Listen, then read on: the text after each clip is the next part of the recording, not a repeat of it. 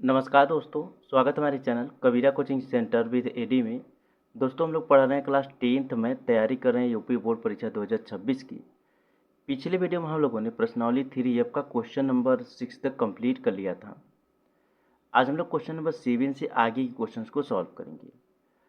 दोस्तों जितने क्वेश्चंस हम लोग सॉल्व किए हैं वो क्वेश्चंस लगभग दो क्वेश्चन, आपका पहला और दूसरा लघु उत्तरीय प्रश्न था, और उसके बाद तीसरा से आगे के जितने भी क्वेश्चंस हैं सारे क्वेश्चंस विस्तृत उत्तरीय प्रश्न में हैं। और आपके बोर्ड एग्जाम में लघु उत्तरीय प्रश्न 4 अंक में देखने को मिलता है, और जो विस्तृत उत्तरीय प्रश्न है ये 6 अंक में देखने को मिलता है। और जो प्रश्नावली 3E था और प्रश्नावली 3F, इन दोनों में से मिलाकर के एक क्वेश्चन आपके बोर्ड एग्जाम में ज़रूर देखने को मिलेंगे। कहने का मतलब ये है मेरे भाई कि इसी टाइप के क्वेश्चन देखने को मिल सकते हैं। हो सकता है कि एग्जाम्पल एज इट इज़ आ जाए, या हो सकता है कभी कभार एज इट इज़ क्वेश्चन आता है, नहीं तो नहीं आता है। टाइप उसी टाइप का क्वेश्चन आएगा, एज इट इज़ क्वेश्चन नहीं आएगा। कभी कभार ऐसा हो जाता है कि एज इट इज़ क्वेश्चन आ जाते हैं, नहीं तो नहीं ही आते हैं, ऐसे समझिए। यानी समझिए ना के बराबर है कि एज इट इज़ क्वेश्चन आपके बोर्ड एग्जाम में आएंगे। जो टाइप मैं पढ़ा रहा हूँ वो टाइप 100% आएंगे, लेकिन एक जैसा क्वेश्चन नहीं आएगा, सेम वही क्वेश्चन नहीं आएगा। जैसे क्वेश्चन नंबर 7 आपकी स्क्रीन पर दिख रहा होगा। क्वेश्चन नंबर जो 7 आप लोग देख रहे हैं, यहाँ पर जितने जो भी दिया हुआ है यहाँ पर संख्याएं को बदल देगा और पूछने का थोड़ा बहुत तरीका बदल देगा बस। नहीं तो जैसे लग रहा है सेम वैसे ही क्वेश्चन होगा, संख्या बदल देगा। हो सकता है पूछने का तरीका, कहने का मतलब जैसे पुस्तक दिया हुआ है और पुस्तकालय की बात किया हुआ है, यहाँ पर कहीं आने जाने की बात कर देगा या कुछ और तरीके से बात कर देगा।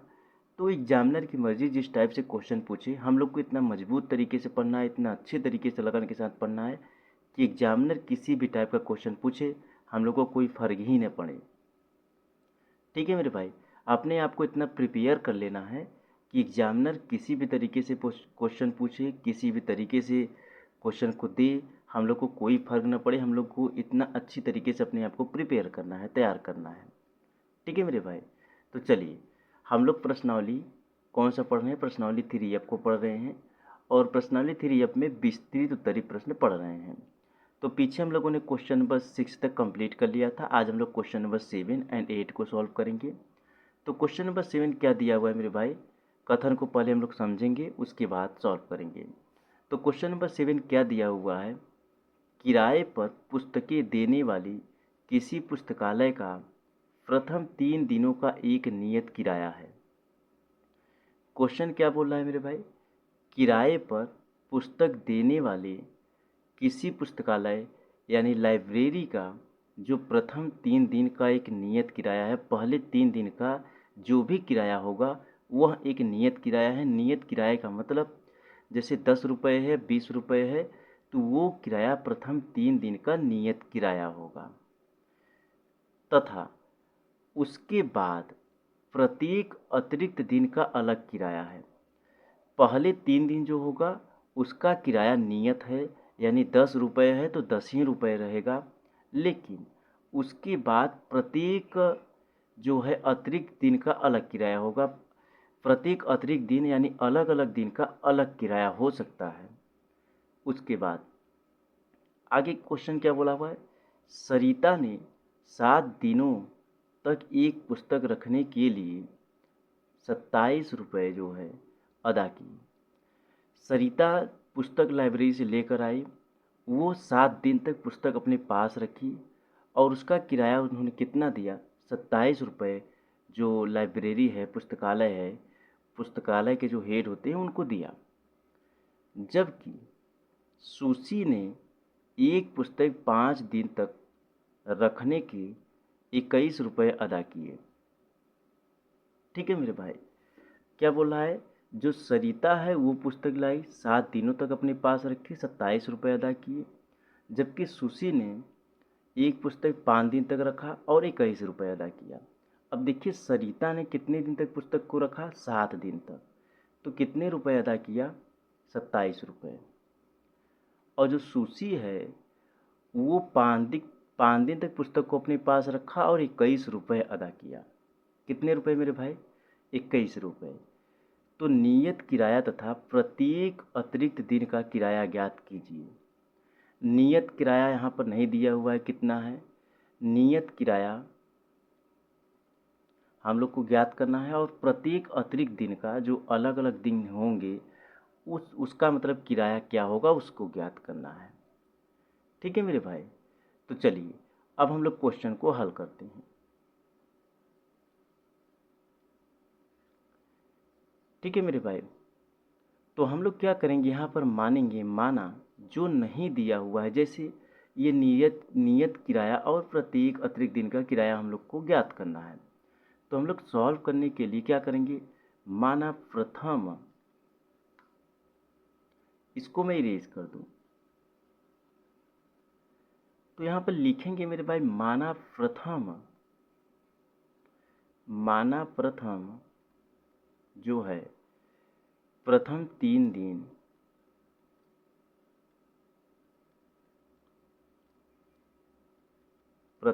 दिन का किराया, यहाँ पर किराया हो जाएगा। माना प्रथम 3 दिन का किराया ₹X। क्या मान लेंगे मेरे भाई, माना प्रथम 3 दिन का किराया ₹X हो गया। उसके बाद तथा अतिरिक्त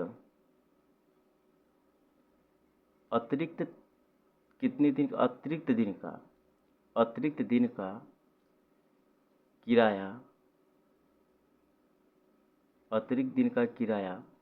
₹Y मान लेंगे। देखिए मेरे भाई, क्वेश्चन में क्या बोल रहा है, ये क्वेश्चन में बोला था उसके बाद प्रत्येक अतिरिक्त दिन का किराया अलग है, तो वहीं हम लोग को बताना है प्रत्येक अतिरिक्त दिन का किराया अलग है तो कितना अलग है। और पहले बोला था, जो बोला है कि प्रत्येक 3 दिन का किराया जो है नियत है तो कितना नियत है, यही याद करना है हम लोग को। चलिए अब आगे हम लोग क्या करेंगे मेरे भाई, यहाँ पर देखिए क्या बोला था क्वेश्चन में बोला था जो सरिता है, सरिता का जो प्रथम 3 दिन किराया X मान लेंगे, क्योंकि यही तो पूछा है कि सरिता मान लीजिए जाती है, वो पुस्तक लाती है 7 दिन के लिए, तो कितना रुपए देती है, 7 दिन के लिए जब वो पुस्तक लाती है तो 27 रुपये देती है। तो प्रथम 3 दिन जब वो जाएगी तो कितना रुपए देगी ये ज्ञात करना है। वो 7 दिन की बात किया हुआ है, तो ये प्रथम 3 दिन, पहले 3 दिन जब जाएगी, जो कहने का मतलब ये जो नियत किराया है वो हम लोग को ज्ञात करना है। और जो क्वेश्चन में बोला है कि प्रथम सरिता जाती है 7 दिनों के लिए, जब जाती है तो 27 रुपये देती है, लेकिन प्रथम 3 दिन का जो नियत किराया है वही ज्ञात करना है। तो सरिता का प्रथम 3 दिन किराया कितना हम लोग मान लेंगे, X मान लेंगे। ठीक है मेरे भाई, यहाँ पर रुपया लिखना जरूरी है। उसके बाद तथा प्रत्येक अतिरिक्त दिन, यहाँ अतिरिक्त शेष लिख लीजिए, प्रत्येक अतिरिक्त शेष दिन का किराया। तो क्या है मेरे भाई, तथा प्रत्येक अतिरिक्त शेष दिन का किराया कितना हो जाएगा मेरे भाई, यहाँ पर 7 - 3 हो जाएगा। 7 - 3 बराबर क्या हो जाएगा, 4Y आ जाएगा। 7 - 3 बराबर 4Y हो जाएगा। ऐसा क्यों हो जाएगा मेरे भाई, जो सरिता पहले 7 दिन के लिए पुस्तक लाती है तो 7 दिन की बात कर रहा है, तो 7 हो गया। उसके बाद और क्या बोला है क्वेश्चन में, और आगे बोला हुआ है प्रथम 3 दिनों का, मतलब पहले 3 दिनों का, तो 7 - 3 हो जाएगा, तो क्या हो जाएगा 4Y हो जाएगा। तो प्रत्येक अतिरिक्त शेष दिन का किराया कितना हो जाएगा मेरे भाई, 7 - 3 हम लोगों ने कर दिया तो 4Y हो गया। अतिरिक्त दिन का किराया हम लोगों ने क्या माना था, Y हो गया। तो प्रत्येक अतिरिक्त दिन का शेष किराया 7 - 3, तो 4Y हो जाएगा। ठीक है मेरे भाई। चलिए अब आगे हम लोग क्या करेंगे, यहाँ लिखेंगे प्रथम शर्तानुसार, प्रथम शर्त के अनुसार, ठीक है मेरे भाई,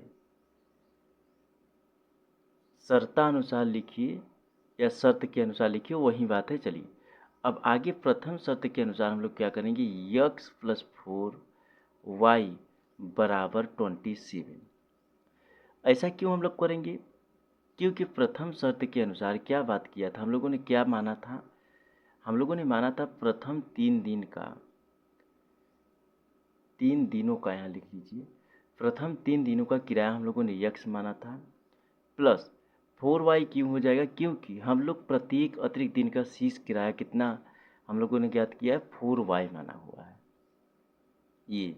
तो यक्स प्लस 4y बराबर जो लाती है, सरिता लाती है 1 हफ्ते के लिए, 7 दिनों के लिए लाती है, तो कितना रुपए देती है, 27 रुपये देती है, तो बराबर 27 हो गया। यहाँ पर हम लोग यक्स प्लस 4y बराबर 27 को समीकरण नंबर पहला मान लेंगे। कौन सा मानेंगे मेरे भाई, समीकरण नंबर पहला मान लेंगे।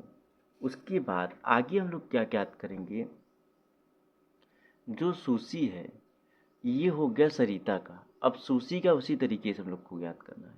तो यहाँ पर लिखेंगे सूसी का 3 दिनों का नियत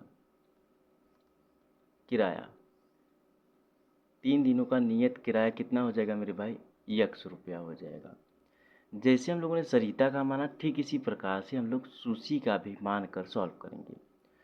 तो यहाँ पर आगे क्या हो जाएगा, तथा अतिरिक्त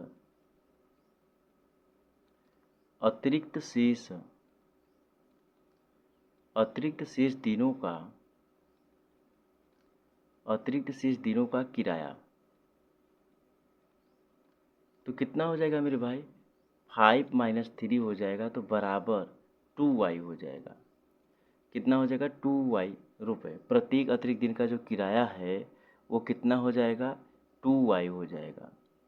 ठीक है मेरे भाई, ये 2y कैसे हो जाएगा, जो सूची है वो 5 दिनों के लिए बुक लाती है, और जो दिया हुआ था प्रथम, क्या दिया हुआ था क्वेश्चन में, ये यही दिया हुआ था प्रथम 3 दिनों का एक नियत किराया।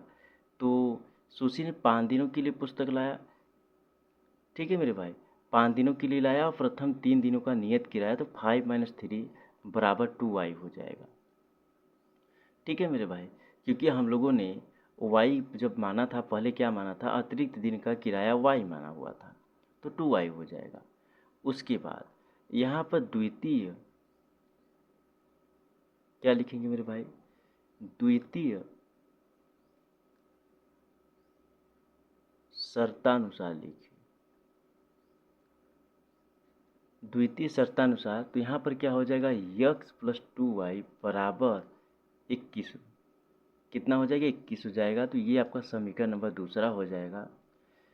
अब यहाँ पर यक्स प्लस 2y बराबर 21 हो जाएगा, क्योंकि जो सूची थी वो बुक लाती थी 5 दिनों के लिए, 21 रुपये देती थी। तो हम लोगों ने ज्ञात किया हुआ है सूची का 3 दिनों का नियत किराया यक्स, तो यक्स प्लस और अतिरिक्त शेष दिनों का किराया कितना, 2y माना हुआ है, तो यक्स प्लस 2y बराबर 21 हो जाएगा। अब आगे हम लोग क्या करेंगे, समीकरण 1 में से समीकरण 2 को घटाएंगे, तो यहाँ लिखेंगे समीकरण 1 में से समीकरण 2 को घटाने पर, समीकरण 1 में से 2 को घटाने पर, तो समीकरण नंबर पहला क्या था, यक्स प्लस 4y बराबर 27 था, और समीकरण नंबर दूसरा यक्स प्लस 2y बराबर 21 है। इसमें हम लोग माइनस कर देंगे इसको, तो यक्स से यक्स आपका कट जाएगा, 4y में से 2y जब जाएगा तो 2y बचेगा, 27 में से 21 जाएगा तो 6 बचेगा, तो y बराबर 6/2 हो जाएगा। तो यहाँ पर कट जाएगा, ये y की वैल्यू 3 आ जाएगी। कितनी आ जाएगी मेरे भाई, 3। अब y का मान हम लोग समीकरण नंबर 2 में रख देंगे, तो x का मान आ जाएगा, y का मान समीकरण 2 में रखने पर, y का मान हम लोग समीकरण नंबर 2 में रख देंगे, तो समीकरण नंबर 2 क्या है, यक्स प्लस 2y बराबर 21 था, तो y के स्थान पे हम लोग कितना रख देंगे मेरे भाई, 3 रख देंगे। 2 × 3 बराबर 21 हो जाएगा। तो x प्लस कितना हो जाएगा, 6 बराबर 21 हो जाएगा। तो x बराबर 21 माइनस 6 हो जाएगा। तो x बराबर कितना आ जाएगा मेरे भाई, x बराबर कितना आ जाएगा, 15 आ जाएगा। हाँ 15 आ जाएगा। तो x की वैल्यू 15 आ गई। y की वैल्यू जो है वो 3 आ गई है, x की वैल्यू 15 आ गई है। तो क्वेश्चन में x और y जो हम लोगों ने माना जो सरिता का 3 दिनों का नियत किराया कितना माना था, x माना था, वही मान लीजिए। और ठीक इसी प्रकार से जो सुशी थी उसका 3 दिनों का प्रथम किराया कितना माना था, हम लोगों ने x माना था। तो यही है दोस्तों, x और y की वैल्यू आई हुई है। तो हम लोग अतः यहाँ पर लिखेंगे, अतः जो प्रथम 3 दिन, यहाँ पर दिन क्या लिखेंगे, अतः प्रथम 3 दिन का नियत किराया यक्स हम लोगों ने माना था। तो यक्स बराबर कितना आया हुआ है, 15 आया हुआ है, 15 रुपये हो जाएगा। उसके बाद आगे हो जाएगा अतिरिक्त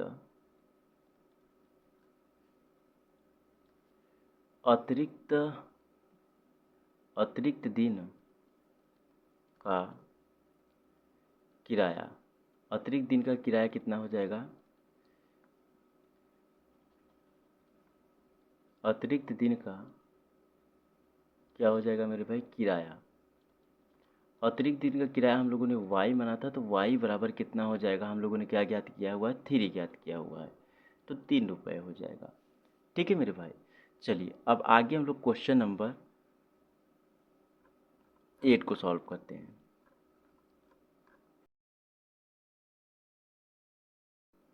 चलिए मेरे भाई, पहले हम लोग क्वेश्चन नंबर 8 को अच्छी तरीके से समझते हैं, उसके बाद सॉल्व करेंगे। तो क्वेश्चन नंबर 8 क्या दिया हुआ है मेरे भाई, कुछ धन किसानों के बीच बराबर बराबर बांटा जाता है। कुछ धन है जो सरकार द्वारा किसानों के लिए आया है किसान फंड में, और वो धन किसानों के बीच बराबर बराबर बांटा जाता है।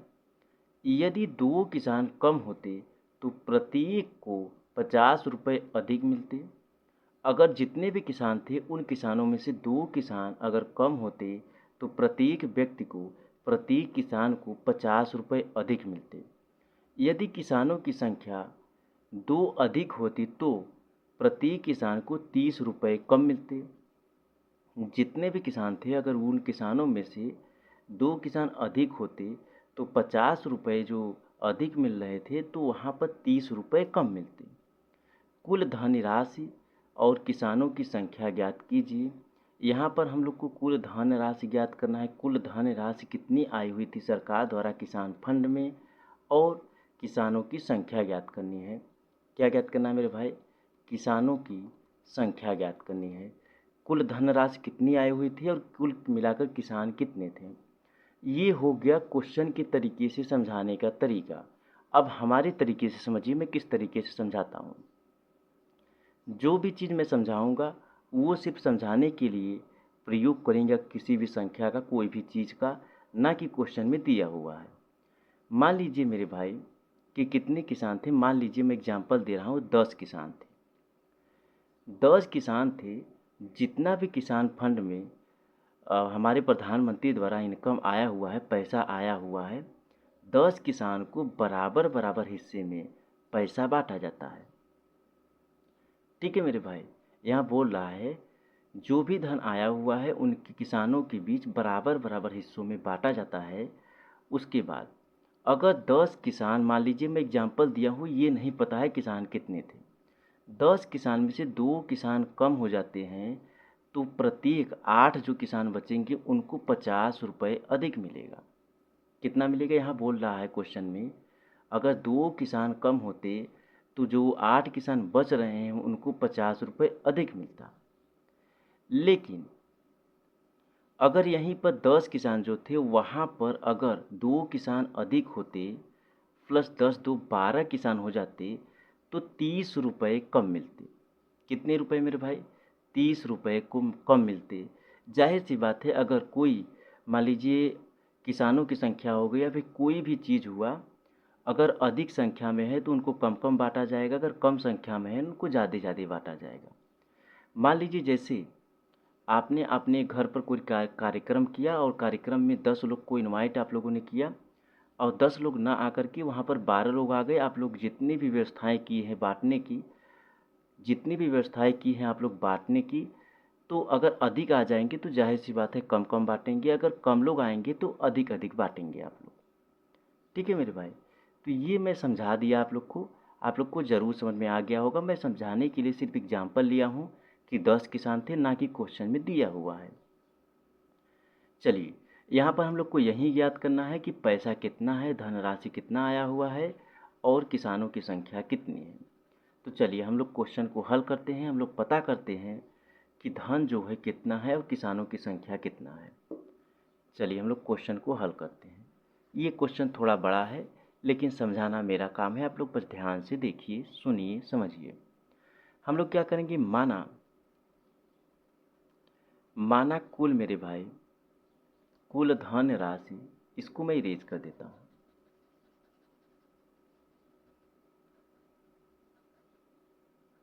क्या मान लेंगे मेरे भाई, माना कुल धन राशि जो है, कुल धन राशि ₹100 मान लेंगे। जो भी आया हुआ है हम लोग ₹100 मान ले रहे हैं, तथा कुल किसानों की संख्या, कुल किसानों की संख्या, किसानों की लिखना है, कुल किसानों की संख्या, कुल किसानों की संख्या y मान लेंगे। कुल धन राशि जो है हम लोगों ने x माना और कुल किसानों की संख्या हम लोगों ने y मान लिया, क्योंकि x और y की ही वैल्यू हम लोग को ज्ञात करना है। चलिए अब आगे हम लोग क्या ज्ञात करेंगे मेरे भाई, आगे हम लोग लिखेंगे प्रत्येक, बोला हुआ है प्रत्येक, प्रत्येक किसान को मिला धन, मिला धन, प्रत्येक किसान को मिला धन बराबर यक्स अपान में वाई मान लेंगे। ठीक है मेरे भाई, यक्स अपान में वाई मान लेंगे। उसके बाद आगे क्या हो जाएगा मेरे भाई, यहाँ पर हम लोग लिखेंगे प्रथम,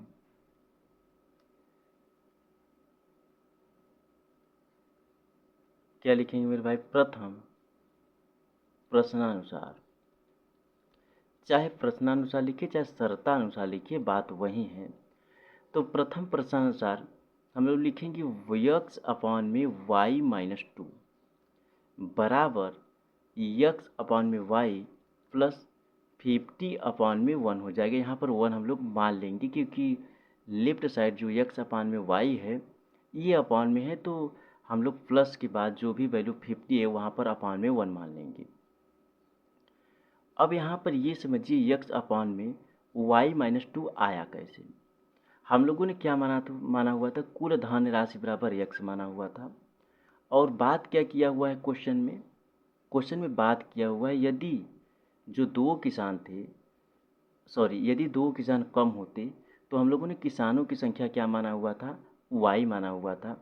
तो दो किसान कम की बात कर रहा है तो वाई माइनस 2 हो जाएगा। ठीक है मेरे भाई, कुल धन राशि बराबर यक्स हम लोगों ने माना था और किसानों की संख्या बराबर वाई माना था। तो प्रथम कंडीशन के अनुसार पूछ रहा है क्वेश्चन में, अगर उनमें से दो किसान कम होते तो वाई माइनस 2 हो गया बराबर कि प्रत्येक किसानों को मिला धन कितना मिला था, हम लोगों ने क्या माना था, यक्स अपान में वाई माना था, प्लस ₹50 मिलता उनको।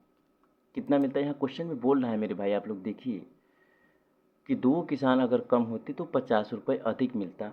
तो यहाँ पर अधिक मिलने का मतलब हम लोगों ने प्लस कर दिया हुआ। ठीक है मेरे भाई, ये चीज़ आप लोग को समझ में आ गया होगा। तो आगे क्या हो जाएगा, यक्स अपान में वाई माइनस 2 बराबर क्रॉस मल्टीप्लाई कर देंगे तो यक्स प्लस 50y 50y हो जाएगा। ठीक है मेरे भाई, अपान में y का मल्टीप्लाई हम लोग 1 में कर देंगे तो y हो जाएगा। तो फिर से दोबारा हम लोग क्रॉस मल्टीप्लाई इसका हम लोग कर देंगे तो क्या हो जाएगा मेरे भाई, यहाँ पर भी क्रॉस मल्टीप्लाई किया और यहाँ पर भी हम लोग करेंगे तो यक्स वाई बराबर क्या हो जाएगा, यक्स वाई माइनस कितना हो जाएगा, minus 2x, x Y minus 2x, उसके बाद x का मल्टीप्लाई हम लोग x में किया हम लोगों ने तो एक्स वाई हो गया, और 2 का मल्टीप्लाई हम लोगों ने किस में किया, x में किया तो 2x हो गया, माइनस 2x हो गया। उसके बाद प्लस क्या हो जाएगा, 50y² हो जाएगा। उसके बाद 50 दूना 100, माइनस कितना हो जाएगा मेरे भाई, 100y, 100y हो जाएगा। ठीक है मेरे भाई।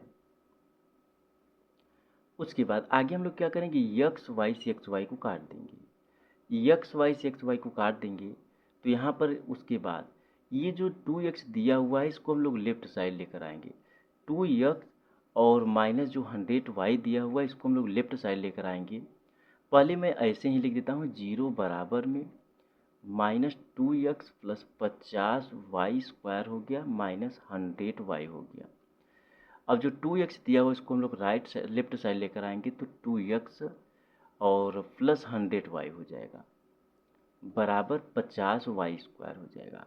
ऐसा हम लोगों ने क्यों किया, क्योंकि जो गुणांक वाली वैल्यू है इसको हम लोगों ने एक साइड लेकर आया और जो स्क्वायर वाली वैल्यू है उसको हम लोगों ने राइट साइड ही रखा। चलिए अब आगे हम लोग क्या करेंगे मेरे भाई, यहाँ पर एक चीज़ ध्यान रखिए, यहाँ पर क्या दिया हुआ है, 2x प्लस 100y दिया हुआ है। अगर इसमें से हम लोग 2 को कॉमन ले लेंगे तो क्या बचेगा, x प्लस 50y 50y बचेगा, क्योंकि 2 का मल्टीप्लाई हम लोग x में कर देंगे तो 2x हो जाएगा, और 2 का मल्टीप्लाई हम लोग 50y में कर देंगे तो 100y हो जाएगा, बराबर 50y² हो जाएगा। ठीक है मेरे भाई। अब इसको हम लोग काट देंगे, 2 से 50 को हम लोग काट देंगे तो कितना आ जाएगा, 25 आ जाएगा। तो x प्लस 50y बराबर 25y² हो जाएगा। कितना हो जाएगा मेरे भाई, 25y² हो जाएगा। ये आपका समीकरण नंबर पहला हो जाएगा। ठीक है मेरे भाई, कौन सा हो जाएगा, समीकरण नंबर पहला। अब आगे क्वेश्चन में क्या बोला हुआ है, द्वितीय प्रश्नानुसार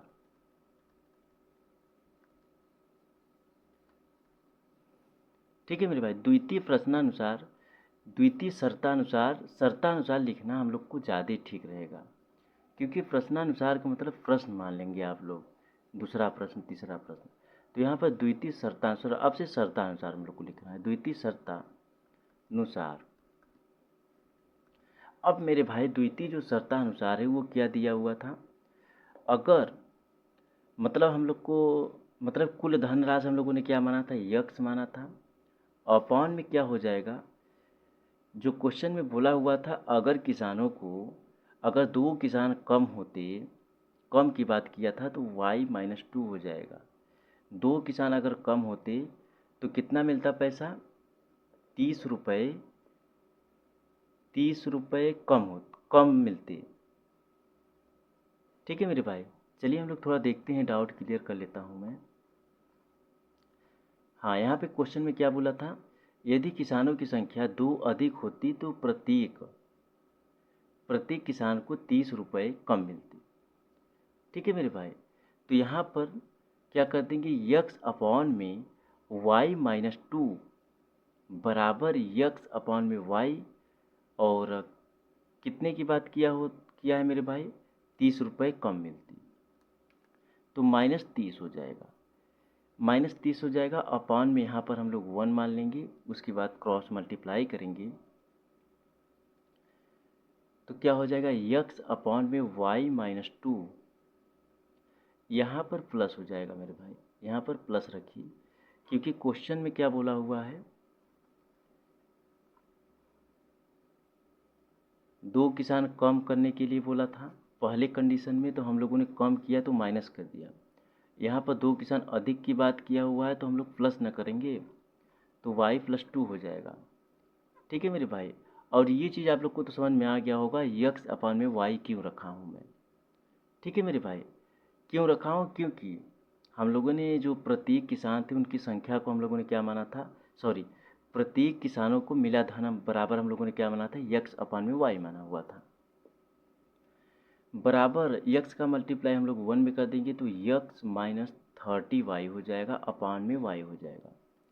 ठीक उसी प्रकार से सॉल्व करेंगे जैसे पहले शर्तानुसार को सॉल्व किया था। तो यक्स अपॉन में वाई प्लस 2 हो जाएगा बराबर, यहाँ पर इतना ना करके क्रॉस मल्टीप्लाई कर लेते हैं हम लोग, यहीं से क्रॉस मल्टीप्लाई कर लीजिए। तो क्या हो जाएगा मेरे भाई, थोड़ा साइड से लिखता हूँ, यक्स वाई बराबर क्या हो जाएगा, यक्स वाई उसके बाद प्लस 2x माइनस 30y² और माइनस कितना हो जाएगा, 3 दूना 6 यानी 60y हो जाएगा, 60y हो जाएगा। ठीक है मेरे भाई। उसके बाद इसको हम लोग क्या करेंगे, y से xy को काट देंगे तो बचेगा क्या मेरे भाई, 0 बराबर 2x minus 30y² minus 60y हो जाएगा। तो हम लोग जो 2x और 60y दिया हुआ इसको लेफ्ट साइड लेकर आएंगे तो कितना हो जाएगा मेरे भाई, 2x माइनस कितना हो जाएगा 60y बराबर 3y² हो जाएगा। ठीक है मेरे भाई। अब यहाँ पर देखिए थोड़ा सा मैं डायरेक्ट कर दिया हूँ, यहाँ पर माइनस रहेगा, यहाँ पर भी माइनस रहेगा, तो माइनस से माइनस कट जाएगा आपका। तो यहाँ पर मैं थोड़ा डायरेक्ट कर दिया हूँ, आप लोग समझ जाइएगा। उसके बाद इतना होने के बाद यहाँ पर भी हम लोग 2 को कॉमन ले लेंगे तो यक्स माइनस 30y बचेगा बराबर 30y² हो जाएगा। ठीक है मेरे भाई। तो इससे हम लोग 30 से 2 को हम लोग काट देंगे तो कितना आ जाएगा, यहाँ पर 15 आ जाएगा। तो क्या बचेगा, यक्स माइनस 30y बराबर 15y² हो जाएगा। कितना हो जाएगा, 15y² हो जाए, इसको हम लोग समीकरण नंबर दूसरा मान लेंगे। ठीक है मेरे भाई, ये आपका समीकरण नंबर दूसरा हो जाएगा। अब उसके बाद आगे अब हम लोग क्या करेंगे मेरे भाई, समीकरण 1 में से 2 को हम लोग घटा देंगे। तो यहाँ लिखेंगे समीकरण 1 में से समीकरण 2 को घटाने पर, समीकरण 1 में से समीकरण 2 को हम लोग घटा देंगे तो समीकरण नंबर 1 हम लोगों ने क्या सॉल्व किया है, यक्स प्लस 50y बराबर 25y² है। यहाँ पर यहाँ ना लिख करके मैं नीचे लिखता हूँ। ठीक है मेरे भाई, यक्स प्लस क्या सॉल्व किया, यक्स प्लस 50y बराबर 25y² है। समीकरण नंबर दूसरा क्या है मेरे भाई, समीकरण नंबर दूसरा यक्स माइनस 30y बराबर 15y² है। इसको हम लोग माइनस कर देंगे तो यक्स से यक्स कट जाएगा और 50 जो दिया हुआ है 50 में से पहले इसको देखिए, minus plus minus minus minus plus हो जाएगा तो यानी क्या हो जाएगा, 80y हो जाएगा बराबर 25 में से 15 को हम लोग माइनस कर देंगे तो 10y² हो जाएगा, 3y² हो जाएगा। उसके बाद यहाँ पर आगे अब हम लोग क्या करेंगे मेरे भाई, इसको यहीं पर देखिए काट दीजिए, यहाँ पर काट देंगे तो 8 बार में जाएगा, कितनी बार में, 8 बार में जाएगा। तो 8y बराबर y² हो जाएगा। ठीक है मेरे भाई। तो 8y बराबर y² जो दिया हुआ है इसको हम लोग y इंटू वाई लिख सकते हैं। y इंटू वाई लिख देंगे तो y से y कट जाएगा, बचेगा क्या मेरे भाई, y बराबर 8 बचेगा। तो y की वैल्यू कितनी आ गई, 8 आ गई। अब y का मान हम लोग समीकरण नंबर 2 में रख देंगे तो x का मान आ जाएगा। y का मान समीकरण 2 में रखने पर y की वैल्यू को हम लोग समीकरण नंबर 2 में रख देंगे तो समीकरण नंबर 2 हम लोगों ने क्या माना हुआ था, यहाँ पर समीकरण नंबर 2 हम लोगों ने क्या माना हुआ था, समीकरण नंबर 2 था यक्स माइनस 30y बराबर 25y² था, नहीं 15y² था। कितना था मेरे भाई, 15y² था, ये समीकरण नंबर दूसरा था। तो हम लोग y के स्थान पे कितना रख देंगे मेरे भाई, 8 रख देंगे। जहाँ पर y हम लोग को दिख रहा है वहाँ पर हम लोग 8 रख देंगे। तो यहाँ पर यक्स माइनस 30 इंटू 8 बराबर 15 इंटू 8² हो जाएगा। तो यक्स माइनस 8 3 24 हो गया तो 240 हो गया बराबर 15, यहाँ पर 15 इंटू 8 का मल्टीप्लाई 8 में कर देंगे तो 64 हो जाएगा। तो यक्स माइनस 240 बराबर 15 का मल्टीप्लाई हम लोग किस में कर देंगे मेरे भाई, 64 में कर देंगे तो 15 15 चौका 60 जीरो हो गया, 15 चौका 60 और 15 छक्का 90 90 हो गया, और 6 हम लोग ऐड कर देंगे तो कितना हो जाएगा, 96 हो जाएगा, 960 हो जाएगा। तो यक्स बराबर कितना हो जाएगा मेरे भाई, 960 प्लस 240 हो जाएगा। ठीक है मेरे भाई, यक्स बराबर 960 240 हो जाएगा प्लस 240 हो जाएगा, तो इसको हम लोग ऐड कर देंगे, कितना हो जाएगा, 1200 हो जाएगा, 1200 रुपया हो जाएगा। तो यक्स बराबर कितना आ गया मेरे भाई, 1200 आ गया। यक्स बराबर 1200 और वाई बराबर 8 आया हुआ था। तो हम लोग यहाँ लिखेंगे, अतः जो कुल धन राशि है, जो किसानों के लिए सरकार द्वारा कुल धनराशि जो आई हुई है, सॉरी यहाँ पर अतः कुल किसान मानेंगे ना, अतः कुल किसान, यहाँ पर कुल हो जाएगा यार, अतः कुल किसान कितने थे मेरे भाई, अतः कुल किसान 8 किसान थे, कुल किसानों की संख्या 8 थी, और कुल धन राशि यहाँ पर लिखेंगे, तथा जो कुल धन राशि है, कुल धन राशि 1200 रुपये हो जाएगी। कितने किसान थे मेरे भाई, 8 किसान थे, और जो सरकार द्वारा फंड आया हुआ था किसान फंड, वो 1200 रुपये आया हुआ था। ठीक है मेरे भाई, तो ये दोनों क्वेश्चंस हम लोगों ने सॉल्व कर लिए, और दोनों क्वेश्चन में से ये जो क्वेश्चन नंबर आपका 8 था ये थोड़ा बड़ा था, और हो सकता है अच्छी तरीके से ना समझ में आया हो, तो इसको रिवाइज करिए, 1-2 बार वीडियो को देख लीजिए। मिलता हूँ फिर से एक नए वीडियो में, धन्यवाद।